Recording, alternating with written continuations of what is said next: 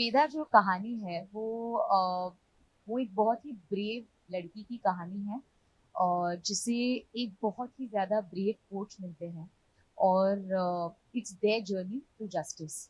और जैसे आपने कहा कि मेरा जो प्रेप रहा है वेदा के लिए, of course this character demanded a lot from me because ये राजस्थान में सेट है, जिसके लिए भाषा का जो लहजा होता है वो आपको चेंज करना पड़ता है।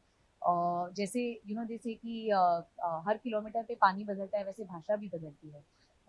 तो आई थिंक कि एज एन एक्टर मैं हमेशा से बहुत हंग्री और ग्रीडी रही हूँ इस चीज़ को लेके कि जब कोई किरदार आता है तो मैं सबसे पहले ये खोजती हूँ कि इसमें मेरे प्रीवियस किरदार से अलग क्या है, और मुझे वो बहुत एक्साइट करता है। ये जो छोटी चीज़ें होती है कि कैसे चलना है, कैसे बैठना है, कैसे बात करनी है, और बात करने में भी एक होता है लैंग्वेज, दूसरा होता है उसकी पेस, वो किस पेस, किस मीटर पे बैठता है, किस पिच पे बैठता है।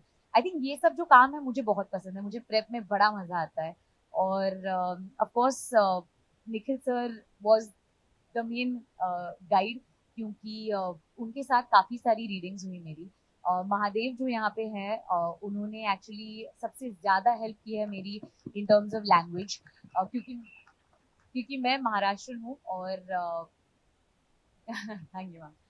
तो जो डिक्शन आपको, of course you need help, ये ऐसे नहीं होता कि आप मैंने बहुत सारी डॉक्यूमेंट्रीज देखी थी from in and around this region, ताकि मैं रियल लोगों को सुन पाऊँ rather than going to films और going to anything else.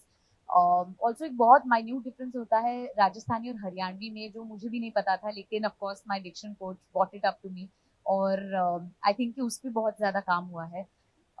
So and also it's a very emotional story, very brave story, apart from the fact that of course as a character there was a lot of backstory that I had to build.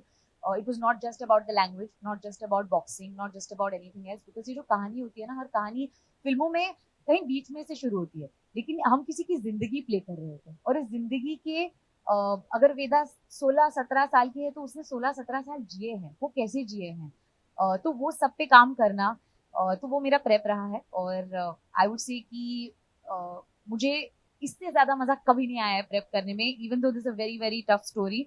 लेकिन as an actor I have always just wanted to play something like this, and I again I would say thank you to Nick.